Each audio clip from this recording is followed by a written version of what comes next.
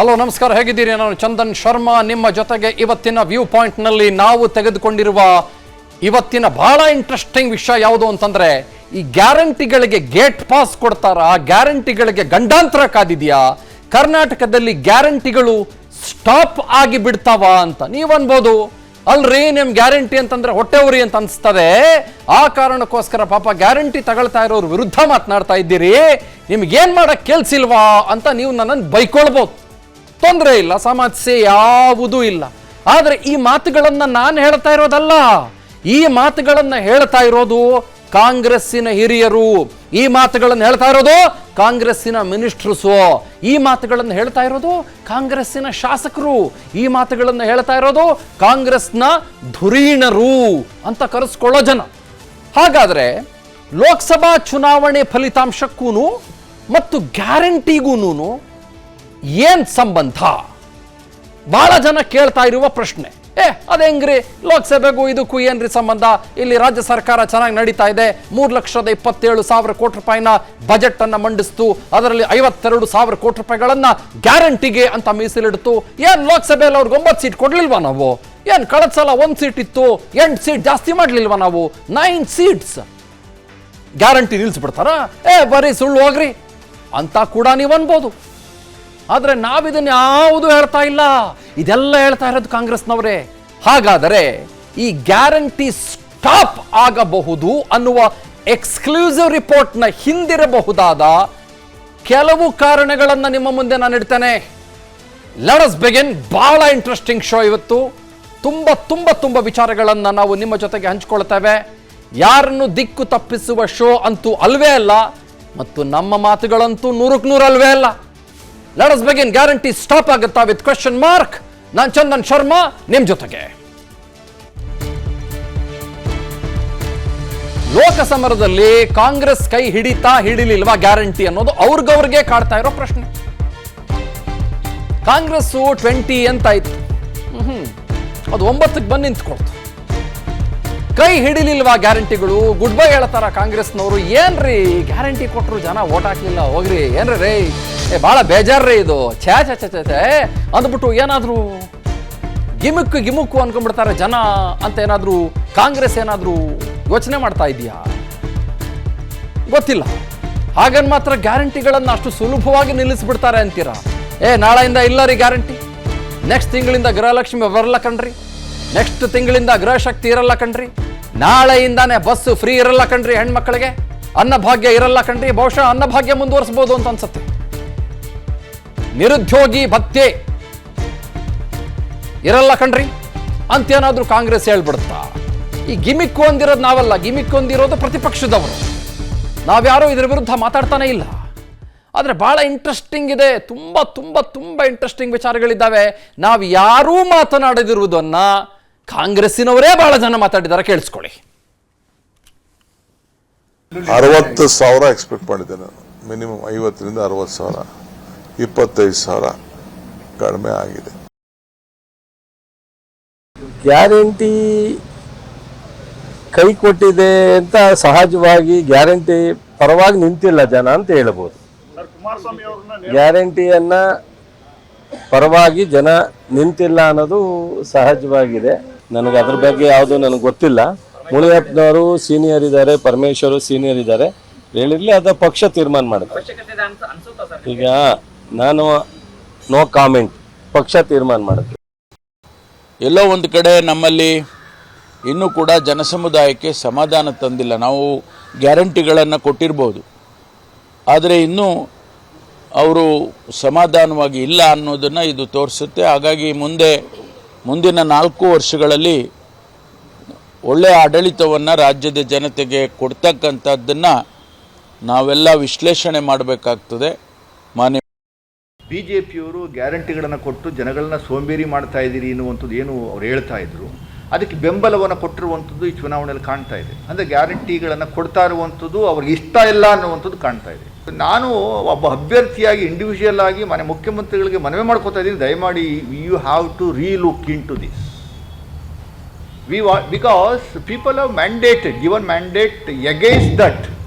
BJP ಅವರು ಏನು ಹೇಳಿದ್ರು ಅದ್ರ ಪರವಾಗಿ ಮ್ಯಾಂಡೇಟ್ ಕೊಟ್ಟಿದ್ದಾರೆ. ಅಂದರೆ BJP ಅವರು ಹೇಳ್ತಾ ಇದ್ದು ಬಿಟ್ಟಿ ಭಾಗ್ಯಗಳನ್ನು ಕೊಟ್ಟು ಅವ್ರನ್ನ ನೀವು ಸೋಂಬೇರಿ ಮಾಡ್ತಾ ಇದ್ದೀರಿ ಅಂತ. ಸೊ ಬಿಟ್ಟಿ ಭಾಗ್ಯಗಳನ್ನು ಕೊಟ್ಟು ಪುಕ್ಕಟ್ಟೆ ನೀವು ಗ್ಯಾರಂಟಿಗಳನ್ನು ಕೊಟ್ಟು ಅವ್ರನ್ನ ಸೋಂಬೇರಿ ಮಾಡ್ತಾ ಇದ್ದೀರಿ ಅನ್ನುವಂಥದ್ದು ಹೇಳುವಂಥದ್ದಕ್ಕೆ ನೀವು ಸಪೋರ್ಟ್ ಮಾಡಿದ್ದೀರಿ ಮತದಾರರು. ಅಂದರೆ ಅವ್ರಿಗೆ ಇಷ್ಟ ಇಲ್ಲ ಅಂತ ಅರ್ಥ ಇದು. ಅದರಿಂದ ಇಷ್ಟ ಇಲ್ದಿರೋ ಕೆಲಸನ ಯಾಕೆ ಮಾಡಬೇಕು? ಅವ್ರೇನು ಹೇಳ್ತಿದ್ರು, ದಯಮಾಡಿ ಗ್ಯಾರಂಟಿಗಳ ಯೋಜನೆಯನ್ನು ಕಟ್ ಮಾಡಿ, ಯಾರು BJP ಅವರು ಹೇಳ್ತಾ ಇದ್ರು ಕಟ್ ಮಾಡಿ ಅಭಿವೃದ್ಧಿಗಳಿಗೆ ಜಾಸ್ತಿ ಕೊಡಿ ಅಂತ. ಹೌದು, ಅಭಿವೃದ್ಧಿಗಳಿಗೆ ಜಾಸ್ತಿ ಕೊಡುವಂಥದ್ದಕ್ಕೆ ಅವ್ರು ಹೇಳ್ತಾ ಇರುವಂಥದ್ದನ್ನ ಪೂರ್ವಕವಾಗಿ ಮತದಾನದ ಈಗ ನಾನೊಂದು ಕೆಲಸ ಮಾಡ್ತೀನಿ. I just take about 30 to 40 seconds. ಇದಾದ ನಂತರದಲ್ಲಿ ಖ್ಯಾತ ಹಿರಿಯ ಪತ್ರಕರ್ತರುಗಳನ್ನು ಕೂಡ ಮಾತನಾಡಿಸುವಂಥ ಪ್ರಯತ್ನ ನಾನು ಮಾಡ್ತೇನೆ. ಇಲ್ಲಿ ಭಾಳ ಸಿಂಪಲ್ ಲಾಜಿಕ್ ಏನಪ್ಪ ಅಂತಂದರೆ, ಕರ್ನಾಟಕ ಹೊರತುಪಡಿಸಿ ಮತ್ತು ತೆಲಂಗಾಣ ಹೊರತುಪಡಿಸಿ ಬೇರೆ ಎಲ್ಲ ಕಡೆಗಳಲ್ಲೂ ಕೂಡ ಈ ಗ್ಯಾರಂಟಿ ಅನ್ನೋದು ನಡೀಲಿಲ್ಲ. ನಾನು ವಿಧಾನಸಭೆಗೆ ಸೀಮಿತವಾಗಿ ಮಾತಾಡ್ತಾ ಇದ್ದೇನೆ. ಫಾರ್ ಎಕ್ಸಾಂಪಲ್ ಛತ್ತೀಸ್ಗಢದಲ್ಲಿ, ಆ್ಯಂಡ್ ಫಾರ್ ಎಕ್ಸಾಂಪಲ್ ಮಧ್ಯಪ್ರದೇಶದಲ್ಲಿ, ಫಾರ್ ಎಕ್ಸಾಂಪಲ್ ರಾಜಸ್ಥಾನದಲ್ಲಿ, ಈ ಯಾವ ಕಡೆಗಳಲ್ಲೂ ಕೂಡ ಸಿಕ್ಕಾಪಟ್ಟೆ ಗ್ಯಾರಂಟಿಗಳನ್ನು ಘೋಷಣೆ ಮಾಡಿದ್ದಂಥ ಕಾಂಗ್ರೆಸ್ಸಿಗೆ ವರದಾನ ಅನ್ನುವ ರೀತಿಯಲ್ಲಿ ಯಾವುದೂ ಕೂಡ ಅವರಿಗೆ ಸಿಗಲಿಲ್ಲ. Number 1, south Indian States like Karnataka and Telangana it certainly worked. ಆದರೆ ನಿಮಗೆ ಇನ್ನೊಂದು ಮಾತು ಕೂಡ ಹೇಳ್ಬಿಡ್ತೀನಿ. ಕರ್ನಾಟಕದಲ್ಲಿ ಗ್ಯಾರಂಟಿ ವರ್ಕ್ ಆಗೋದಕ್ಕೆ ಗ್ಯಾರಂಟಿ ಮಾತ್ರ ಕಾರಣ ಅಲ್ಲ. 135 136 ಸೀಟ್ ಬರೋದಕ್ಕೆ ಕರ್ನಾಟಕದಲ್ಲಿ ಇಲ್ಲಿ ಒಂದು ಆಂಟಿ ಇನ್ಕಂಬೆನ್ಸಿ ಇತ್ತು. BJP ವಿರುದ್ಧ ಜನಕ್ಕೆ ಬಹಳ ದೊಡ್ಡ ಮಟ್ಟದ ಅಸಮಾಧಾನ ಇತ್ತು. 40% ಭ್ರಷ್ಟಾಚಾರ, ಈ ಥರದ ಎಲ್ಲ ಆರೋಪಗಳು ಕೂಡ BJPಯ ವಿರುದ್ಧ 100% ಇದ್ದೇ ಇತ್ತು. ಹೌದಲ್ವ? ಆ ಕಾರಣಕ್ಕೋಸ್ಕರವೂ ಕೂಡ ಕಾಂಗ್ರೆಸ್ಗೆ ಅಧಿಕಾರವನ್ನ ರಾಜ್ಯದ ಜನ ಧಾರೆ ಎರೆದು ಕೊಟ್ಟರು. ತೆಲಂಗಾಣ ವಿಷಯದಲ್ಲೂ ಹಂಗೆ ಇತ್ತು. ಒಂದು ರೀತಿ ರೂಲ್ಡ್ ಬೈ ಒನ್ ಮ್ಯಾನ್ ಅನ್ನೋ ಥರದಲ್ಲಿತ್ತು. ಬೇರೆ ಬೇರೆ ಹಂತಗಳಲ್ಲಿ ಅದು ಕೊಳತು ಹೋದಂಗೆ ಅನಿಸ್ತಾ ಇತ್ತು. People wanted certain change. ಹಾಗಾಗಿ ರೇವಂತ್ ರೆಡ್ಡಿಗೆ ಅವಕಾಶನ ಮಾಡಿಕೊಟ್ರು. ಹೌದೋ ಇಲ್ವೋ? ಆದರೆ ಇನ್ನುಳಿದ ವಿಧಾನಸಭೆ ಚುನಾವಣೆಗಳಲ್ಲಿ ಬೇರೆ ಬೇರೆ ರಾಜ್ಯಗಳಲ್ಲಿ ಪರಿಸ್ಥಿತಿ ಬೇರೆಯದೇ ಇತ್ತು. ಇದು 1ನೇ ಪಾಯಿಂಟ್. 2ನೇ ಪಾಯಿಂಟು, ಲೋಕಸಭೆಗೆ ಸೀಮಿತವಾಗಿ ನಾನು ಮಾತನಾಡಬೇಕು ಅಂತಂದರೆ, ಬಹುಶಃ ಜನ ಅಂದ್ಕೊಂಡಿರ್ಬೋದು, ಈಗೇನು 2,000 ಕೊಟ್ರಿ, ಈಗೇನು ಫ್ರೀ ಕರೆಂಟ್ ಕೊಟ್ರಿ, ಈಗೇನು ನನ್ನ ಭಾಗ್ಯ ಕೊಟ್ರಿ, ಇವಾಗೇನು ಬಸ್ ಕೊಟ್ರಿ, ನಿರುದ್ಯೋಗ ಭತ್ಯೆ ಕೊಟ್ರಿ, ಕೊಟ್ರಲ್ಲ ನಡ್ರಿ, ಲೋಕಸಭೆಗೆ ಬೇರೆ ಕ್ಯಾಲ್ಕುಲೇಷನ್ನು ಅಂತ ಜನ ಅಂದ್ಕೊಂಡಿದ್ದಿರ್ಬೋದು. ಆ ಕ್ಯಾಲ್ಕುಲೇಷನ್ನನ್ನು ಒಂದು ಸ್ವಲ್ಪ ಆ ಕಡೆ ಈ ಕಡೆ ಮಾಡೋದಕ್ಕೆ ಕಾಂಗ್ರೆಸ್ ಏನು ಮಾಡ್ತು, 1 ಲಕ್ಷ ಕೊಡ್ತೀವಿ BPL ಕಾರ್ಡ್ದಾರರಿಗೆ ಅಂತ ಅಲ್ಲೊಂದು ಗ್ಯಾರಂಟಿ ಪ್ಲೇ ಮಾಡ್ತು, ಅಂದರೆ ದೇಶಾದ್ಯಂತ. ಆಮೇಲೆ ನಿರುದ್ಯೋಗಸ್ಥರಿಗೆ 1 ಲಕ್ಷ ಕೊಡ್ತೀವಿ ಅಂತ ಅಲ್ಲೊಂದು ಗ್ಯಾರಂಟಿ ಕಾರ್ಡ್ನ ಪ್ಲೇ ಮಾಡ್ತು. ಅದು ಎಷ್ಟರ ಮಟ್ಟಿಗೆ ಜನಕ್ಕೆ ತಲುಪ್ತು, ಎಷ್ಟರ ಮಟ್ಟಿಗೆ ಜನಕ್ಕೆ ತಲುಪಲಿಲ್ಲ, I am not very sure. ಇನ್ನೂ ಒಂದು, ನಾನು 4ನೇ ಪಾಯಿಂಟ್ ಹೇಳಿಬಿಟ್ಟು ಈ ಗ್ಯಾರಂಟಿ ಸವಾಲುಗಳಿಗೆ ಹೋಗ್ಬಿಡ್ತೀನಿ. ಅದೇನು ಗೊತ್ತಾ, over Reliance on guarantee. Company ಬಗ್ಗೆ ಮಾತಾಡ್ತಾ ಇಲ್ಲ ನಾನು. ಓವರ್ ರಿಲಯನ್ಸ್ ಅಂತಂದರೆ ಅತಿಯಾದ ನಂಬಿಕೆ ಗ್ಯಾರಂಟಿಗಳ ಬಗ್ಗೆ ಅಂತ. ಗ್ಯಾರಂಟಿಯಿಂದ ಎಲ್ಲ ಗೆದ್ಕೊಂಡ್ಬಿಡ್ತೀವಿ ನಾವು. ಗ್ಯಾರಂಟಿ ಕಮಾನ್ ನಮ್ಮನ್ನು ಎಲ್ಲ ಹಂತಗಳಲ್ಲೂ ಕೂಡ ಕೈ ಹಿಡಿದು ಬಿಡುತ್ತೆ. 2,000 ಕೊಟ್ಟಿಲ್ವಾ, ಜನ ಓಟ್ ಹಾಕ್ತಾರೆ. ಫ್ರೀ ಬಸ್ ಕೊಟ್ಟಿಲ್ವಾ, ಜನ ಓಟ್ ಹಾಕ್ತಾರೆ. ಅಕ್ಕಿ ಕೊಟ್ಟಿಲ್ವಾ, ಜನ ಓಟ್ ಹಾಕ್ತಾರೆ. ಇನ್ನೊಂದೇನೋ ಕೊಟ್ಟಿಲ್ವಾ, ಜನ ಓಟ್ ಹಾಕ್ತಾರೆ. ಕರೆಂಟ್ ಕೊಟ್ಟಿಲ್ವಾ, ಜನ ಓಟ್ ಹಾಕ್ತಾರೆ ಅಂತ ತುಂಬ ನಂಬಿಕೆ ಇಟ್ಕೊಂಡು ಬರೀ ಗ್ಯಾರಂಟಿ ಗ್ಯಾರಂಟಿ ಗ್ಯಾರಂಟಿ ಅಂದ್ಕೊಂಡು, ನಮ್ಮ ಮನೆ ಪಕ್ಕದಲ್ಲಿ ರೋಡ್ ಸರಿಗಿಲ್ಲ ಕಣ್ರಿ, ಇವ್ರು ಗ್ಯಾರಂಟಿ ಅಂತಾರೆ, ಏನ್ರಿ ಅಂತ ಜನ ಬೈಕೊಂಡಿರ್ಬೋದು. ಭ್ರಷ್ಟಾಚಾರ ರೀ ಇವ್ರ ಮೇಲೆ ಇರೋದು, ಆರೋಪದ ಮೇಲೆ ಆರೋಪ. ಟ್ರಾನ್ಸ್ಫರ್ ದಂಧೆ ರೀ, ವರ್ಗಾವಣೆ ದಂಧೆ ರೀ ಇವ್ರ ಮೇಲೆ ಇರುವಂಥ ಆರೋಪ. ಆಮೇಲೆ ಒಂದು ರೀತಿ ನಿಮಗೆ ಬೆಂಗಳೂರು ಗ್ರಾಮಾಂತರದಲ್ಲಿ ಕಬಂದ ಬಾಹು ಕಣ್ರಿ. ಇದೆಲ್ಲ ಇದ್ಬಿಟ್ಟು ಗ್ಯಾರಂಟಿ ಅಂದ್ಬಿಟ್ರೆ ಓಡಾಕ್ಬಿಡ್ಬೇಕಾ? ಜನ ಹಂಗೆ ಮಾತಾಡ್ಕೋಬೋದು. ಅಷ್ಟೇ ಅಲ್ಲ, ಪರ್ಸೆಪ್ಷನ್ ಮ್ಯಾಟರ್ಸ್. ಗ್ಯಾರಂಟಿನೇ ಎಲ್ಲಕ್ಕೂ ನೀಟಾದಂಥ ಉತ್ತರ ಅಲ್ಲ ಅನ್ನೋದನ್ನು ಜನ ಕಂಡು ಹಿಡ್ಕೊಂಡಿದ್ದಿರ್ಬೋದು. ಬೇರೆ ಬೇರೆ ಏನೇನೋ ಇರ್ಬೋದು, ಪರ್ಸೆಪ್ಷನ್ ಬೇರೆ ಇರ್ಬೋದು. ಅವ್ರಿಗಲ್ಲಿ ಯಾರೋ ಒಬ್ಬ ವ್ಯಕ್ತಿ ಇಷ್ಟ ಆಗದೆ ಇರ್ಬೋದು. ಅದು ಗ್ಯಾರಂಟಿ ಕೊಡ್ತೀರಲ್ಲ ಬಿಡಿ, ನಿಮ್ಗೇನು ಯಾಕೆ ಹಾಕಬೇಕು ಲೋಕಸಭೆಯಲ್ಲಿ ಓಟು, ಅದು ರಾಜ್ಯಕ್ಕೆ ಸೀಮಿತ, ಕೊಟ್ಟಿದ್ದೀರ ಅಲ್ವಾ, ಕಮಾನ್ ಓಕೆ ಥ್ಯಾಂಕ್ ಯು ಅಂತ ಅನ್ಬೋದು ಜನ. ಹೌದೋ ಅಲ್ವೋ? ಹಾಗಾಗಿ ಈ ಗ್ಯಾರಂಟಿ ಹಲವು ಕಾರಣಗಳಿಗೆ ವರ್ಕ್ ಆಗದಿರುವ ಸಾಧ್ಯತೆ 100ಕ್ಕೆ 100 ಇದೆ. ನೀವು ಒಂದು ಕಡೆ ಫಾರ್ ಎಕ್ಸಾಂಪಲ್ ಲಾಸ್ಟ್ ಒಂದು ಮಾತು ತೊಗೊಂಡ್ಬಿಡ್ತೀನಿ, ಆಮೇಲೆ ಸವಾಲುಗಳಿಗೆ ಹೋಗ್ತೀನಿ. ಇಲ್ಲಿ ಫಾರ್ ಎಕ್ಸಾಂಪಲ್ ಈಗ 187 ಕೋಟಿ ವಾಲ್ಮೀಕಿ ನಿಗಮದ ಭ್ರಷ್ಟಾಚಾರ ತಗೊಳ್ಳಿ. ಜನ ನಾಳೆ ಏನಂತಾರೆ ಹೇಳಿ? ಅಲ್ಲ ಅಲ್ಲಿ ಚೆನ್ನಾಗಿ 197 ಕೋಟಿ ನುಂಗ್ಬಿಟ್ಟು ಇಲ್ಲಿ 2,000 ಕೊಡ್ತೀನಿ ಅಂತಾರೆ, ಫ್ರೀ ಕರೆಂಟ್ ಕೊಡ್ತೀನಿ ಅಂತಾರೆ, ಎಲ್ಲ ನಮ್ಮ ದುಡ್ಡೇ. ಎಸ್ ಟಿ ನಿಗಮಕ್ಕೆ ಸೇರಬೇಕಾದಂಥ ಪಾಪ ಅಮಾಯಕರಿಗೆ ಸೇರಬೇಕಾದಂಥ ಹಾಸ್ಟೆಲ್ಗೋ ವಿದ್ಯಾರ್ಥಿ ವೇತನಕ್ಕೋ ಯಾರೊಬ್ಬನಿಗೆ ಪಾಪ ಒಂದು ಆಟೋಗೊಂದು ಲೋನ್ಗೋ ಯಾರೋ ಪಾಪ ಒಬ್ಬ ಎಸ್ ಟಿ ಸಮುದಾಯದ ವಾಲ್ಮೀಕಿ ಸಮುದಾಯದ ಒಬ್ಬ ಬಡವನಿಗೆ ಪಾಪ ಒಂದು ಕ್ಯಾಬ್ಗೊಂದು ಲೋನ್ಗೋ ಸೇರಬೇಕಾಗಿದ್ದಂಥ ದುಡ್ಡನ್ನ ಈ ಸರ್ಕಾರದವರು ತಿಂದ್ಬಿಟ್ಟು ನುಂಗ್ಬಿಟ್ಟು ನೀರು ಕುಡಿದ್ಬಿಟ್ಟು 2,000 ಕೊಡ್ತೀನಿ ಅಂತ ಇವ್ರು ಹೆಂಗೆ ಅಂತಾರಲ್ರೇ ಅಂತ ಜನಕ್ಕೆ ಬೇಜಾರು ಬಂದಿರ್ಬೋದು. ಹಾಗಾಗಿ you cannot believe in guarantees all the time. ಹಾಗಾಗಿಯೇ ಗ್ಯಾರಂಟಿ ವರ್ಕ್ ಆಗಿದ್ದಿರಬಹುದು, ಆಗಿಲ್ಲದಿರಬಹುದು, ಆಗಿಯೂ ಇರಬಹುದು ಕೆಲವು ಕಡೆಗಳಲ್ಲಿ. ಫಾರ್ ಎಕ್ಸಾಂಪಲ್ ನಿಮಗೆ ನಾರ್ತ್ ಕರ್ನಾಟಕ, ನಮ್ಮ ಕಲ್ಯಾಣ ಕರ್ನಾಟಕ, ಉತ್ತರ ಕರ್ನಾಟಕದ ಬೇರೆ ಬೇರೆ ಕಡೆಗಳಲ್ಲಿ ಇರಲಿ. ಸವಾಲುಗಳ ಬಗ್ಗೆ ಮಾತನಾಡ್ತಾನೆ. ಯಾಕೆ ಗ್ಯಾರಂಟಿ ಮೋಸ್ಟ್ ಪ್ರಾಬಬಲಿ ಸ್ಟಾಪ್ ಆಗಬಹುದು ಅಥವಾ ಸ್ಟಾಪ್ ಆಗಬೇಕು ಅಂತ ಒಂದಿಷ್ಟು ಜನ ಈ ಕಾಂಗ್ರೆಸ್ನವರೇ ಮಾತಾಡ್ತಾ ಇದ್ದಾರೆ. ಅದನ್ನು ಬಿಟ್ಬಿಡ್ತೀನಿ. ಬಟ್ ಸವಾಲುಗಳು ತುಂಬಾ ಇದೆ ಗ್ಯಾರಂಟಿ ವಿಷಯಕ್ಕೆ ಸಂಬಂಧಪಟ್ಟಂತೆ. Let's talk about it. Number 1, guarantee ಸವಾಲ್. ನೋಡ್ರಿ, ರಾಜ್ಯ ಸರ್ಕಾರಕ್ಕೆ ಗ್ಯಾರಂಟಿಗಳಿಂದ 58,000 ಕೋಟಿ ರೂಪಾಯಿಗಳಷ್ಟು ಹೊರೆಯಾಗುತ್ತೆ. ನಾನು ಒಂದೇ ಒಂದು ಸೆಕೆಂಡ್ ತಗೊಳ್ತೀನಿ ಇದನ್ನು ಎಕ್ಸ್ಪ್ಲೈನ್ ಮಾಡೋದಕ್ಕೆ. ನಮ್ಮ ರಾಜ್ಯದ ಬಜೆಟ್ 3,27,000 ಕೋಟಿ ರೂಪಾಯಿ ಅಂತಂದ್ರೆ ಸರಿಸುಮಾರು 60,000 ಕೋಟಿ ರೂಪಾಯಿಗಳನ್ನ 60,000 ಕ್ರೋರ್ ರುಪೀಸನ್ನ ಇವರು ಗ್ಯಾರಂಟಿಗಳಿಗೆ ಖರ್ಚು ಮಾಡ್ತಾರೆ ಅಂತಂದ್ರೆ ಜನ ಪ್ರಶ್ನಿಸ್ತಾರೆ. ಸರಿ, ಗ್ಯಾರಂಟಿ ಓಕೆ, ನಮ್ಗೆ ಭಾಳ ಖುಷಿ ಆಯಿತು, ಓಕೆ, ಬಟ್ ಸೇತುವೆ ಅಭಿವೃದ್ಧಿ ಆಗಲಿಲ್ಲ, ಒಂದು ರಸ್ತೆ ಅಭಿವೃದ್ಧಿ ಆಗಲಿಲ್ಲ, ಒಂದು ಡ್ಯಾಮ್ ಕಟ್ಟಕ್ಕಾಗಲಿಲ್ಲ, ಮತ್ತೊಂದೇನೋ ಆಗಲಿಲ್ಲ, ನಮ್ಮ ಕ್ಷೇತ್ರಕ್ಕೆ ಬರಬೇಕಾಗಿದ್ದಂಥ ಅನುದಾನ ಬರಲಿಲ್ಲ ಅಂತ ಅನ್ಬಹುದು. ಆ ಕಾರಣಕ್ಕೋಸ್ಕರ ಈಗ ಲೋಕಸಭೆ ಬಂದೋಯ್ತು. ಆಮೇಲೆ ಮೋಸ್ಟ್ ಇಂಪಾರ್ಟೆಂಟ್ಲಿ ಈ 4 ವರ್ಷಗಳ ಕಾಲ ರಾಜ್ಯದಲ್ಲಿ ಯಾವುದೇ ದೊಡ್ಡ ಚುನಾವಣೆಗಳು ಇಲ್ಲ. ಹಾಗಂದ್ಬಿಟ್ಟು ಈಸಿಯಾಗಿ ನಿಲ್ಸಕ್ಕಾಗಲ್ಲ. ಅದು ಯಾಕೆ ಅಂತ ನಿಮ್ಗೆ ನಾನು ಹೇಳ್ತೀನಿ. ಇನ್ನೇನು 4 ವರ್ಷ ಏನು ಕೊಡಲಿಲ್ಲ ಅಂದರೂ ಕೂಡ ಜನ ಕೇಳಲಿಕ್ಕಿಲ್ಲ ಅಥವಾ ಏನೂ ಆಗಲಿಕ್ಕಿಲ್ಲ. ರಾಜ್ಯ ಕಾಂಗ್ರೆಸ್ ನಾಯಕರು ಗ್ಯಾರಂಟಿಯನ್ನು ಅತಿಯಾಗಿ ನಂಬ್ಕೊಂಡ್ರು, ಬೇರೆ ಬೇರೆದನ್ನು ಬಿಟ್ಬಿಟ್ರು. Guarantee guarantee guarantee guarantee guarantee ಅಂತಂದ್ರು. ಭ್ರಷ್ಟಾಚಾರ, ಟ್ರಾನ್ಸ್ಫರ್ ದಂಧೆ ಆರೋಪಗಳು, ಇದರಿಂದ ಹಿನ್ನಡೆ ಆಗಿರಬಹುದಾದಂಥ ಸಾಧ್ಯತೆ ಇದೆಯಲ್ಲ. ನೀವು ಗ್ಯಾರಂಟಿ ಕೊಟ್ಬಿಡ್ತೀನಿ, ನಾನು ಭ್ರಷ್ಟಾಚಾರ ಮಾಡ್ತೀನಿ, ನಾನು ಗ್ಯಾರಂಟಿ ಕೊಟ್ಬಿಡ್ತೀನಿ, ನಾನು ಇನ್ನೊಂದೇನೋ ಮಾಡ್ತೀನಿ, ನಾನು ಗ್ಯಾರಂಟಿ ಕೊಟ್ಬಿಡ್ತೀನಿ, ವಾಲ್ಮೀಕಿ ನಿಗಮದಲ್ಲಿ 187 ಕೋಟಿ ನುಂಗ್ಬಿಟ್ಟು ನೀರು ಕುಡಿದ್ಬಿಟ್ಟು ನಾನು ಚೆನ್ನಾಗಿ ಇದ್ಬಿಡ್ತೀನಿ ಅಂತಂದರೆ ಯಾರು ಕೇರ್ ಮಾಡ್ತಾರೆ? ಸರ್ಕಾರದ ಮೇಲೆ ಜನರಿಗೆ ನಂಬಿಕೆಯ ಭಾವನೆ, ಪರ್ಸೆಪ್ಷನ್ ನಾನು ಇದ್ರ ಬಗ್ಗೆ ಮಾತಾಡಬೇಕು, ಹಾಗೆ ಇಟ್ಕೊಳ್ಳಿ. ಅಂದರೆ ಏನು ಅಂತಂದರೆ ನಂಬಿಕೆಯ ಭಾವನೆ ಅಂತಂದರೆ actually I will say this is called as perception ಅಂತ. ನೀವು ಗ್ಯಾರಂಟಿ ಪರ್ಸೆಪ್ಷನ್ ಇಟ್ಕೊಂಡು ಚುನಾವಣೆ ಫೇಸ್ ಮಾಡಿದ್ರೆ ಜನಕ್ಕೆ ಬೇರೆ ಪರ್ಸೆಪ್ಷನ್ ಇರ್ಬೋದಲ್ಲ ನಿಮ್ಮ ಗೌರ್ಮೆಂಟ್ ಬಗ್ಗೆ.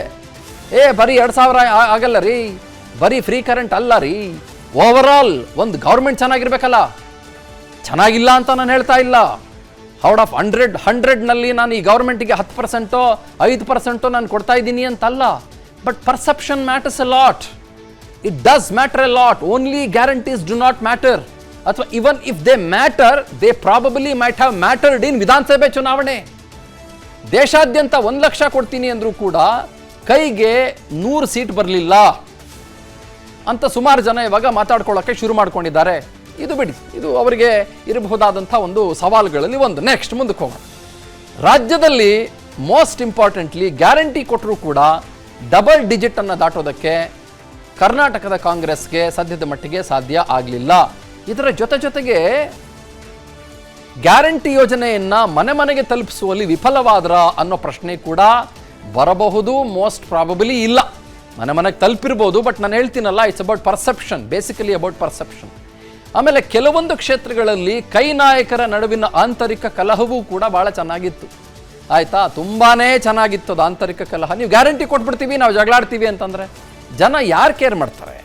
ನಾವು ಗ್ಯಾರಂಟಿ ಕೊಟ್ಬಿಡ್ತೀವಿ, ನಾವು ಗುದ್ದಾಡ್ಕೊಂಡಿರ್ತೀವಿ, ನಮಗೂ ಅವ್ರಿಗೂ ಆಗಲ್ಲ ಅಂತಂದರೆ ಯಾರು ಕೇರ್ ಮಾಡ್ತಾರೆ? ಗ್ಯಾರಂಟಿ ಭರಾಟೆಯಲ್ಲಿ ಅಭಿವೃದ್ಧಿಯ ಕಡೆಗೆ ಹೆಚ್ಚಿನ ಗಮನ ಕೊಡದೇ ಇರೋದಿದೆಯಲ್ಲ, ಅದು ಕೂಡ one of the very important perceptions ಆಗುತ್ತೆ. ಇವ್ರು ಗ್ಯಾರಂಟಿ ಕೊಡ್ತೀನಿ ಅಂದ್ಬಿಟ್ಟು ಬೇರೆ ಏನು ಅಭಿವೃದ್ಧಿನೇ ಮಾಡಲಿಲ್ಲ. ಹೀಗೆ ಯಾವ ರೀತಿಯಲ್ಲಿ ಬೇಕಾದರೂ ಕೂಡ ಈ ಪರ್ಸೆಪ್ಷನ್ಗಳು ಮ್ಯಾಟರ್ ಆಗ್ತವೆ ಅನ್ನೋದರಲ್ಲಿ ಯಾವ ಅನುಮಾನವೂ ಕೂಡ 100 ಔಟ್ ಆಫ್ 100 ಇಲ್ಲವೇ ಇಲ್ಲ. ಹಾಗನ್ ಮಾತ್ರಕ್ಕೆ ನಾನು ಒಂದೇ ಒಂದು ನಿಮಿಷ ತಗೊಳ್ತೀನಿ. ಅಷ್ಟು ಸುಲಭವಾಗಿ ಗ್ಯಾರಂಟಿಗಳನ್ನು ನಿಲ್ಸೋಕ್ಕಾಗಲ್ಲ. ನಿಲ್ಲಿಸ್ಬಿಟ್ರೆ ಜನ ಏನಂತಾರೆ, ಗಿಮಿಕ್ ಮಾಡಿಬಿಟ್ರು ಅಂದ್ಬಿಡ್ತಾರೆ. ಚುನಾವಣೆಗೆ ಬೇಕಾಗಿತ್ತು, ವಿಧಾನಸಭೆಗೆ ಚೆನ್ನಾಗಿ ಬಳಸ್ಕೊಂಬಿಟ್ರು, ಗಿಮಿಕ್ ಮಾಡಿಬಿಟ್ರು, ಆಮೇಲೆ ನೋಡಿದ್ರ ಹೆಂಗೆ ಮೋಸ ಮಾಡ್ಬಿಟ್ರು ಅಂದ್ಬಿಡ್ತಾರೆ. ಈಗೇನಾದರೂ ನಂಬಿಕೆಯನ್ನು ಕೈ ಕಳ್ಕೊಂಬಿಟ್ರೆ, ನಂಬಿಕೆಯನ್ನು ಏನಾದರೂ ಕಾಂಗ್ರೆಸ್ ಕಳ್ಕೊಂಬಿಟ್ರೆ ಇನ್ನು ಮತ್ತೆ ಅದನ್ನು ಗಳಿಸ್ಕೊಳ್ಳೋದು ಭಾಳ ಭಾಳ ಭಾಳ ಕಷ್ಟ. But at the same point in time guarantee ಮುಂದುವರ್ಸೋಕ್ಕೂ ಕೂಡ ಎಲ್ಲವೂ ಪೊಲಿಟಿಕಲ್ ಕ್ಯಾಲ್ಕುಲೇಷನ್ದೇನೆ ನಡೆಯೋದು ರೀ. ಇವ್ರು ಹೇಳ್ಬೋದು ಬಡವರದ್ದು, ಅಲ್ಪಸಂಖ್ಯಾತರದ್ದು, ಹಿಂದುಳಿದ ವರ್ಗದವರದ್ದು, ಪಾಪ ಅಮಾಯಕರದ್ದು ನಾವು ಜೀವನ ಒಳ್ಳೇದು ಮಾಡ್ತೀವಿ, ಹಾಗೆ ಮಾಡ್ತೀವಿ ಅಂತ ಹೇಳ್ಬೋದು. ಬಟ್ ಅದರ ಹಿಂದಿನ ಪೊಲಿಟಿಕಲ್ ಕ್ಯಾಲ್ಕುಲೇಷನ್ ಕಾಂಗ್ರೆಸ್ ಗೊತ್ತಿಲ್ವಾ? ಇನ್ನು ಮುಂದಿನ 4 ವರ್ಷ ಯಾವುದೇ ಎಲೆಕ್ಷನ್ ಇಲ್ಲ, ಎಕ್ಸೆಪ್ಟ್ BBMP, ಜಿಲ್ಲಾ ಪಂಚಾಯತಿ, ತಾಲೂಕ್ ಪಂಚಾಯತಿ ಎಲೆಕ್ಷನ್. ಇನ್ನು 5 ವರ್ಷ ಮೋಸ್ಟ್ ಪ್ರಾಬಬಲಿ ಇದೇ ಮೋದಿಯವರ ಗೌರ್ಮೆಂಟ್ ಸುಭದ್ರವಾಗಿ ನಡೆದ್ರೆ ಯಾವುದೇ ಲೋಕಸಭಾ ಚುನಾವಣೆಗಳು ಕೂಡ ನಡೆಯೋದಿಲ್ಲ. ನಡೆದ್ರೆ ಅಲ್ಲಿ ಇಲ್ಲಿ ಒಂದಿಷ್ಟು ಬೈ ಎಲೆಕ್ಷನ್ ನಡೀಬೋದು, ಸಂಡೂರು ಗಿಂಡೂರು ಆ ಕಡೆ ಭಾಗದಲ್ಲಿ ನಡೀಬೋದು ಅಷ್ಟೇ. ಹೀಗಿರುವಾಗ ಈ 4 ವರ್ಷ ಗ್ಯಾರಂಟಿ ಮುಂದುವರಿಸ್ಬೇಕಾ ಅನ್ನೋ ಆಲೋಚನೆ ಬಂದಿರ್ಬೋದೇನಪ್ಪ ರಾಜ್ಯ ಸರ್ಕಾರಕ್ಕೆ. ಗೊತ್ತಿಲ್ಲ, ಗ್ಯಾರಂಟಿ ಸ್ಟಾಪ್ ಆಗುತ್ತೋ ಇಲ್ವೋ ಗೊತ್ತಿಲ್ಲ. ನಾನು ಮಾತನಾಡ್ತಾ ಇರೋದಲ್ಲ, ಹಲವು ಕಾಂಗ್ರೆಸ್ನ ಹಿರಿಯ ನಾಯಕರೇ ಮಾತನಾಡ್ತಾ ಇರೋದು ಗ್ಯಾರಂಟಿ ನಮ್ಮ ಕೈ ಹಿಡ್ದಿಲ್ಲ ಅಂತ. ಬಟ್ ನನ್ನದೊಂದು ಪ್ರಶ್ನೆ ಏನು ಅಂತಂದರೆ, ಜನರ ಪರ್ಸೆಪ್ಷನ್ನೇ ಬೇರೆ ಇರ್ಬೋದು ಅಂತ. ಅಂದರೆ ಗ್ಯಾರಂಟಿ ನಂಬ್ಕೊಂಡೇ ಯಾಕೆ ಕಾಂಗ್ರೆಸ್ ಇತ್ತು ಅಂತ, ಗ್ಯಾರಂಟಿಯೇ ಯಾಕೆ ಬೇಕಾಗಿತ್ತು ಅಂತ. One of the probable weapons ಆಗಿ ಕಾಂಗ್ರೆಸ್ಸು ಅದನ್ನು ಬಳಸಿಕೊಳ್ಳಬಹುದಾಗಿತ್ತು ಅಂತ. ಆದರೆ ನಾವು ಗ್ಯಾರಂಟಿ ಕೊಡ್ತೀವಿ, ಬೇರೆ ಎಲ್ಲ ಹಾಳು ಮಾಡ್ತೀವಿ, ಗ್ಯಾರಂಟಿ ಕೊಡ್ತೀವಿ, ಭ್ರಷ್ಟಾಚಾರ ಮಾಡ್ತೀವಿ, ಗ್ಯಾರಂಟಿ ಕೊಡ್ತೀವಿ, ನಾವು ರಸ್ತೆಗೆ ಟಾರ್ ಹಾಕ್ಸೋದಿಲ್ಲ, ಗ್ಯಾರಂಟಿ ಕೊಡ್ತೀವಿ, ಕುಡಿಯೋ ನೀರು ಕೊಡಲ್ಲ, ಗ್ಯಾರಂಟಿ ಕೊಡ್ತೀವಿ, ಇನ್ನೊಂದೇನೋ ಮಾಡಲ್ಲ, ಗ್ಯಾರಂಟಿ ಕೊಡ್ತೀವಿ, ಬರ ಪರಿಹಾರ ಕೊಡಲ್ಲ, ಗ್ಯಾರಂಟಿ ಕೊಡ್ತೀವಿ, ವಾಲ್ಮೀಕಿ ನಿಗಮದಲ್ಲಿ 187 ಕೋಟಿ ಭ್ರಷ್ಟಾಚಾರ ಮಾಡಿಬಿಟ್ಟು ನುಂಗ್ಬಿಟ್ಟು ನೀರು ಕುಡಿದ್ಬಿಡ್ತೀವಿ. ಇದೆಲ್ಲ ಜನ ಸೂಕ್ಷ್ಮತೆಗಳನ್ನು ಗಮನಿಸಲ್ವಾ ಅಂತ. ನಾನು ಕೇವಲ ರಾಜ್ಯದ ಮಟ್ಟಕ್ಕೆ ಮಾತ್ರ ಮಾತಾಡ್ತಾ ಇದ್ದೀನಿ, ಇಡೀ ರಾಷ್ಟ್ರದ ಮಟ್ಟಕ್ಕೆ ಸದ್ಯಕ್ಕೆ ನಾನು ಮಾತಾಡೋಕ್ಕೆ ಹೋಗೋದಿಲ್ಲ. So guarantee guarantee guarantee guarantee guarantee guarantee ಅಂತಾರಲ್ಲ, ಬರೀ ಗ್ಯಾರಂಟಿ ಪರ್ಸೆಪ್ಷನ್ನೇ ಯಾಕೆ ಜನರ ಮುಂದೆ ಇಟ್ಟರು? ಜನ ಬೇರೆ ಇನ್ನೊಂದೇನೋ ನೋಡ್ತಾ ಇದ್ರ ಓಟ್ ಹಾಕುವಾಗ. ವ್ಯಕ್ತಿಯಾಗಿಯೂ ಕೂಡ ಯಾರನ್ನ ಆಯ್ಕೆ ಮಾಡಬೇಕು ಅನ್ನೋದನ್ನು ಜನ ನೋಡ್ತಾ ಇರ್ತಾರೆ, ಬರೀ ಗ್ಯಾರಂಟಿನೇ ಬರಲ್ಲ. ಆಮೇಲೆ ಇನ್ನೊಂದು, ಗ್ಯಾರಂಟಿ ಕೊಟ್ಟೆಯಾ, ಆಯ್ತಪ್ಪ ಕೊಟ್ಟೆ ಆಯ್ತಲ್ಲಪ್ಪ, ರಾಜ್ಯ ಕೊಟ್ಟಾಯ್ತು, ಚೆನ್ನಾಗಿದೆ, okay thank you very much, okay ಕೊಡಿ 4 ವರ್ಷ ಅನ್ಬೋದಲ್ಲ. ಹೌದಾ? I don't know, I may be wrong. ನಾನು BV ಶಿವಶಂಕರ್ ಅವರಲ್ಲಿ ಮಾತನಾಡಿಸ್ತೇನೆ, ಖ್ಯಾತ ಹಿರಿಯ ಪತ್ರಕರ್ತರು. ಸರ್ ತಾವೇನಂತೀರಿ ಸರ್ ಇದ್ರ ಬಗ್ಗೆ, ಗ್ಯಾರಂಟಿಯ ಬಗ್ಗೆ? ಚಂದನ್, ನೀವ್ ಹೇಳಿದ್ದು ಒಂದು ಕರೆಕ್ಟ್ ಇದೆ. ಕಾಂಗ್ರೆಸ್ನವರು ನೋಡಿ, ಒಂದು ಕಾರ್ಡ್, ಒಂದು ಟ್ರಂಪ್ ಕಾರ್ಡ್ ಅಂತ ಇರುತ್ತೆ. Guarantee was the Trump card played by the Congress. ಆ ಟ್ರಂಪ್ ಕಾರ್ಡ್ ಅನ್ನ ಓವರ್ ಯೂಸ್ ಮಾಡಿದ್ರೆ, ಈಗ ನಿಮ್ಮ ಹತ್ರ ಕ್ರೆಡಿಟ್ ಕಾರ್ಡ್ ಇರುತ್ತೆ, ಆ ಕ್ರೆಡಿಟ್ ಕಾರ್ಡ್ ಒಂದು ಕ್ರೆಡಿಟ್ ಲಿಮಿಟ್ ಇರುತ್ತಲ್ವಾ, ಆ ಲಿಮಿಟ್ ಅನ್ನು ಮೀರಿ ನೀವು ಕ್ರೆಡಿಟ್ ಕಾರ್ಡ್ ಅನ್ನು ಉಜ್ತಾ ಹೋದ್ರೆ ಏನಾಗುತ್ತೆ? ಹೌದು. ಆ ಒಂದು ಪರಿಸ್ಥಿತಿಯನ್ನ ಕಾಂಗ್ರೆಸ್ ತಂದ್ಕೊಂಡಿದೆ ಅಂತ ನನ್ಗನ್ಸುತ್ತೆ. ನೀವು ಹೇಳಿದ್ದು ಬಹಳ ಕರೆಕ್ಟ್ ಇದೆ. ಏನಂದ್ರೆ 2023ರ ಅಸೆಂಬ್ಲಿ ಎಲೆಕ್ಷನ್ಸ್ ಅಲ್ಲಿ ಕಾಂಗ್ರೆಸ್ ಗೆದ್ದಿದ್ದು ನಿಜ. ಅದೇನು 134 ಸೀಟ್ಸ್, ಅಂದ್ರೆ 224 ಅಸೆಂಬ್ಲಿ ಮೆಂಬರ್ ಸ್ಟ್ರೆಂತ್ ಇರುವಂತ ಅಸೆಂಬ್ಲಿನಲ್ಲಿ 134 ಅಂದ್ರೆ 136 ಬಹಳ ಏನು ಹ್ಯೂಜ್ ಮೆಜಾರಿಟಿಯಿಂದ ಗೆದ್ದಿರೋದು. It's a spectacular victory. ಆ ವಿಕ್ಟ್ರಿಗೆ ಗ್ಯಾರಂಟಿ ಒಂದೇ ಕಾರಣ ಅಂತ ಕಾಂಗ್ರೆಸ್ ಏನಾದ್ರೂ ತಿಳ್ಕೊಂಡಿದ್ದಿದ್ರೆ ಅದು ತಪ್ಪಾಯ್ತು. ಅಥವಾ ತಿಳ್ಕೊಂಡಿದ್ರೆ ಈಗ್ಲೂ ಕೂಡ ತಪ್ಪಾಗುತ್ತೆ. ಯಾಕೆಂತಂದ್ರೆ guarantee was one of the factors. ಅದಲ್ಲದೆ ಅವ್ರದ್ದು PCM ಇತ್ತು, 40% ಇತ್ತು, ಅದೆಲ್ಲದಕ್ಕಿಂತ ಮುಖ್ಯ ಬಿಜೆಪಿಯ ಫೇಲ್ಯೂರ್ ಇತ್ತು. ಎಷ್ಟು ದುರ್ಬಲವಾಗ್ಬಿಟ್ಟಿತ್ತು ಅಂದ್ರೆ ಅದಕ್ಕೊಂದು ನೆಗೆಟಿವ್ ಇಮೇಜ್ ಬಂದಿತ್ತು. ಆಮೇಲೆ ಭ್ರಷ್ಟಾಚಾರದ ಆರೋಪಗಳು ಬಂದಿತ್ತು. ಹಿಂಗೆಲ್ಲ ಆಗಿ ಏನಾಗಿತ್ತು ಅಂದ್ರೆ ಬಿಜೆಪಿ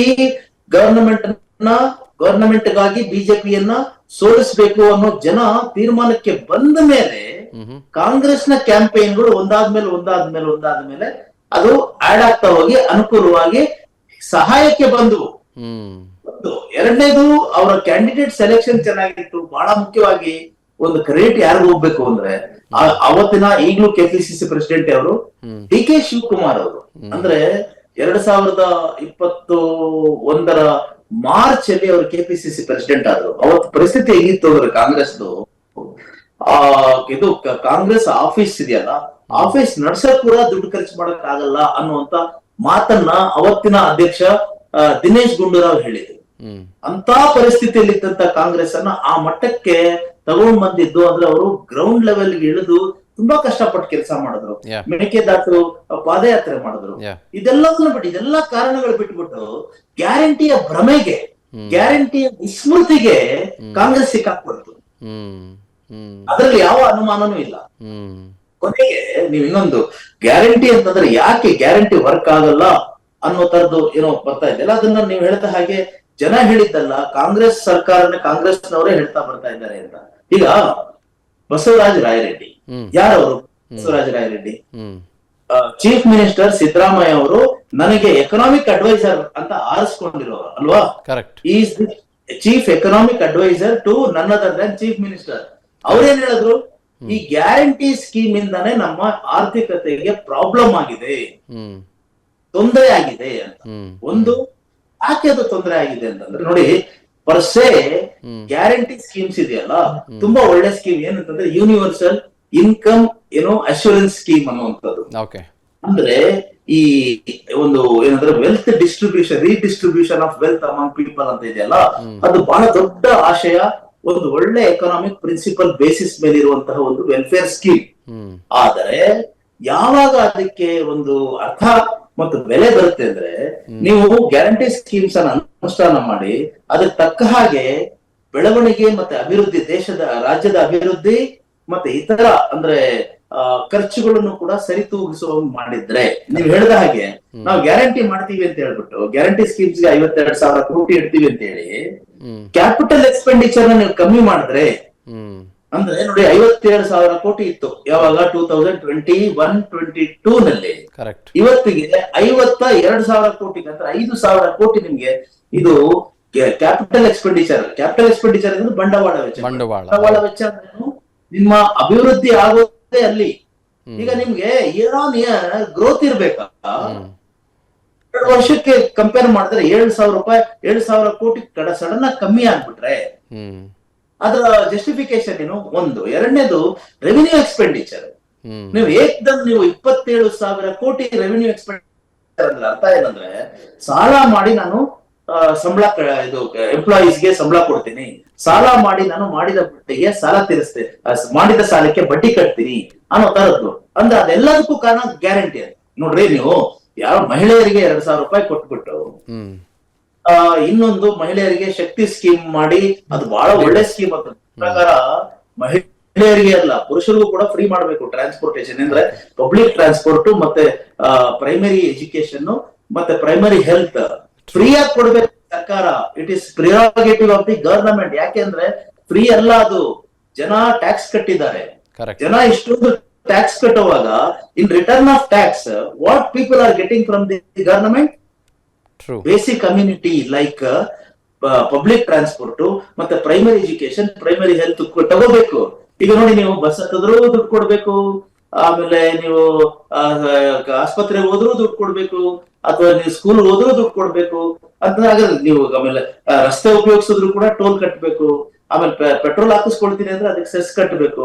ಎಲ್ಲಾ ಕಟ್ಟದ ಮೇಲೆ ಸರ್ಕಾರ ಕೊಡೋದೇನ್ರಿ?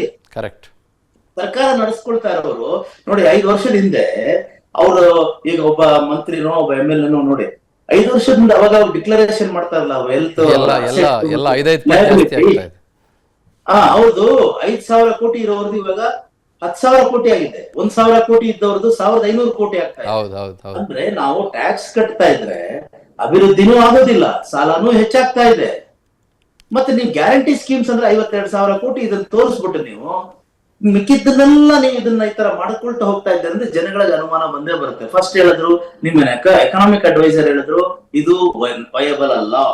ನಿಮ್ಮ ಮಾಗಡಿ ಬಾಲಕೃಷ್ಣ ಮಾಗಡಿ MLA ಹೇಳಿದ್ರು, ನಾವು ಇದು ನಡೆಯಲ್ಲ, ನಾವು ತೆಗೆದು ಬಿಡ್ತೀವಿ. ಆಮೇಲೆ ಚಲುವರಾಯಸ್ವಾಮಿ ಹೇಳಿದ್ದೇನು, ಎಲೆಕ್ಷನ್ಗೋಸ್ಕರ ಗೆಲ್ಲೋಕೋಸ್ಕರ ಒಂದು ಗಿಮಿಕ್ ಮಾಡಿದ್ವಿ ಅಷ್ಟೇ ಅಂತ ಸತ್ಯ ಹೇಳ್ಬಿಟ್ರು. ಇವತ್ತು ಇನ್ನೊಬ್ರು ಯಾರೋ ಹೇಳಿದ್ದಾರೆ ಅಂತ ನಾನು ಕೇಳಿದೆ. ಸೊ ಹಾಗಾಗಿ ಇದು ನೋಡಿ, ಒಳ್ಳೊಳ್ಳೆ ಆಲೋಚನೆಗಳನ್ನ ಸರ್ಕಾರ ಅಥವಾ ರಾಜಕಾರಣಿಗಳು ಫೇಲ್ಯೂರ್ ಮಾಡಿದ್ರೆ ಹೀಗೆ. ಯೂನಿವರ್ಸಲ್ ಇನ್ಕಮ್ ಗ್ಯಾರಂಟಿ ಸ್ಕೀಮ್ ಅಂತ ಇದೆಯಲ್ಲ, ಅದು ಬಹಳ ಒಳ್ಳೆ ಬೇಸಿಕ್ ಇನ್ಕಮ್ ಅಶ್ಯೂರೆನ್ಸ್ ಸ್ಕೀಮ್ ಅಂತ ಇದೆಯಲ್ಲ, ಅದು it is based on economic principle. ಆದ್ರೆ ನೀವು ಮಾಡ್ತಾ ಇರೋ ರೀತಿ ನೋಡಿದ್ರೆ ಇದರಿಂದಾನೇ ರಾಜ್ಯ ಹಾಳಾಗೋಯ್ತು ಅಂತ ಜನ ಅನ್ಕೊಂಡು ಒಳ್ಳೆ ಒಂದು ಉದ್ದೇಶನೂ ಕೂಡ ಹಾಳಾದಂಗ ಆಗುತ್ತೆ, ವಿಫಲ ಆದಂಗ ಆಗುತ್ತೆ. Yes sir. So beautifully set sir. Thank you so much for joining sir. ನಮಸ್ಕಾರ. ಸ್ವಲ್ಪ ನಾವು ಕಾದ್ ನೋಡೋಣ ಮುಂದೆ ಏನಾಗುತ್ತೆ ಅಂತ. ಗೊತ್ತಿಲ್ಲ, ಈ ಗ್ಯಾರಂಟಿಗಳು ಸ್ಟಾಪ್ ಆಗ್ತಾವಾ ಸ್ಟಾಪ್ ಆಗೋದಿಲ್ವಾ, ಅದು ನಾನು ನಿರ್ಧಾರ ಮಾಡಬೇಕಾಗಿರೋದಲ್ಲ, ಈ ಸರ್ಕಾರಗಳು ನಿರ್ಧಾರ ಮಾಡಬೇಕು. ಜೋಡತ್ತುಗಳ ರೀತಿಯಲ್ಲಿರುವಂಥ ಇಬ್ಬರು ಗಣ್ಯಮಾನ್ಯರು, ಮಾನ್ಯ ಮುಖ್ಯಮಂತ್ರಿಗಳು, ಭಾಳ ಹಿರಿಯರು, ಮುತ್ಸದ್ದಿ ರಾಜಕಾರಣಿ ಮತ್ತು ಮಾನ್ಯ ಉಪಮುಖ್ಯಮಂತ್ರಿಗಳು DK ಶಿವಕುಮಾರ್ ಅವರು, ಅದರ ಜೊತೆಗೆ ಕಾಂಗ್ರೆಸ್ನ ಹೈಕಮಾಂಡ್ಗಳು ಏನ್ರಿ 4 ವರ್ಷ ಅದು ಚುನಾವಣೆ ಇಲ್ಲ ಅಂತ ಅನ್ಸ್ಬೋದು, ಪರ್ಸೆಪ್ಷನ್ ಬೇರೆ ಬೇರೆ ಇರ್ಬೋದು. ಆಮೇಲೆ ಒಂದು ಮಾತಂತೂ ಹೇಳ್ಬಿಡ್ತೀನಿ ನಾನು ನಿಮಗೆ, ಗ್ಯಾರಂಟಿ ಕೊಟ್ವಿ ಏನು ಮಾತ್ರಕ್ಕೆ ನಾವು ಗ್ಯಾರಂಟಿಯಾಗಿ ಭ್ರಷ್ಟಾಚಾರ ಮಾಡ್ತೀವಿ ಅಂತ ನಿಂತ್ಕೊಂಡ್ಬಿಟ್ರೆ ಜನ ಅದನ್ನು ಸ್ವೀಕರಿಸಲ್ಲ. ಗ್ಯಾರಂಟಿ ಕೊಡ್ತೀವಿ ಏನು ಮಾತ್ರಕ್ಕೆ ನಾವು ಗ್ಯಾರಂಟಿಯಾಗಿ ರೋಡ್ಗೆ ಟಾರಾಕ್ಸಲ್ಲ ಅಂತ ನಿಂತ್ಕೊಂಡ್ಬಿಟ್ರೆ ಜನ ಅದನ್ನು ಒಪ್ಕೊಳ್ಳೋದಿಲ್ಲ. ಗ್ಯಾರಂಟಿ ಕೊಡ್ತೀವಿ ಏನು ಮಾತ್ರಕ್ಕೆ ನಾವು ಗ್ಯಾರಂಟಿಯಾಗಿ ಸೇತುವೆ ಕಟ್ಸಲ್ಲ ಅಂತ ಸರ್ಕಾರ ನಿಂತ್ಕೊಂಡ್ಬಿಟ್ರೆ ಜನ ಗ್ಯಾರಂಟಿಯಾಗಿ ಅದನ್ನು ಒಪ್ಕೊಳ್ಳೋದಿಲ್ಲ. ಗ್ಯಾರಂಟಿ ಕೊಡ್ತೀವಿ ಏನು ಮಾತ್ರಕ್ಕೆ ನಾವು ಯಾವ ಕಾರಣಕ್ಕೂ ಬೆಂಗಳೂರಿನ ಗುಂಡಿಗಳನ್ನು ಮುಚ್ಚಲ್ಲ ಅಂತ ಈ ಸರ್ಕಾರ ಗ್ಯಾರಂಟಿಯಾಗಿ ನಿಂತ್ಕೊಂಡ್ಬಿಟ್ರೆ ಜನ ಗ್ಯಾರಂಟಿಯಾಗಿ ಓಟ್ ಹಾಕ್ತಾರೆ. ಅನುಕ್ಷಣದ ಸುದ್ದಿಗಳಿಗಾಗಿ ವಿಸ್ತಾರ ನ್ಯೂಸ್ ಯೂಟ್ಯೂಬ್ ಚಾನೆಲ್ ಸಬ್ಸ್ಕ್ರೈಬ್ ಮಾಡಿ. ಹೊಸ ಸುದ್ದಿಗಳ ನೋಟಿಫಿಕೇಶನ್ಗಾಗಿ ಬೆಲ್ ಐಕಾನ್ ಕ್ಲಿಕ್ ಮಾಡಿ. ಲೇಟೆಸ್ಟ್ ಅಪ್ಡೇಟ್ಸ್ಗಾಗಿ www.vistaranews.com ವೆಬ್ಸೈಟ್ಗೆ ವಿಸಿಟ್ ಮಾಡಿ. ಅಂಗೈಯಲ್ಲೇ ಜಗತ್ತಿನ ಸುದ್ದಿ ತಿಳಿಯಲು ವಿಸ್ತಾರ ನ್ಯೂಸ್ ಕನ್ನಡ ಆಪ್ ಡೌನ್ಲೋಡ್ ಮಾಡಿ.